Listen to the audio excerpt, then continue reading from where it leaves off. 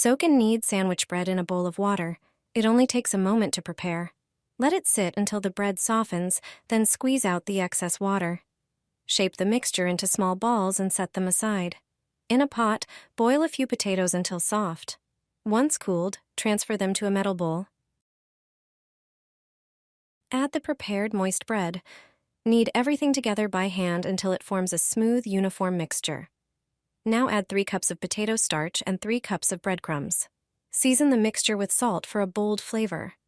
Add your favorite spice blend. Garlic, oregano, and black pepper work wonderfully. Add chopped red onion for aroma and a hint of sweetness. Finally, chop a bunch of chives for freshness, color, and subtle flavor, and add it to the bowl. For extra color and juiciness, toss in diced tomatoes. Mix everything thoroughly with a spoon. Lightly oil your hands and form small patties from the mixture. Coat each one in breadcrumbs. Heat oil in a pan. When it's hot, add the patties and fry them until they're beautifully golden. The finished patties are hearty, crispy, and delicious, perfect for lunch or dinner. They've been a staple in our home for years, and the whole family loves them.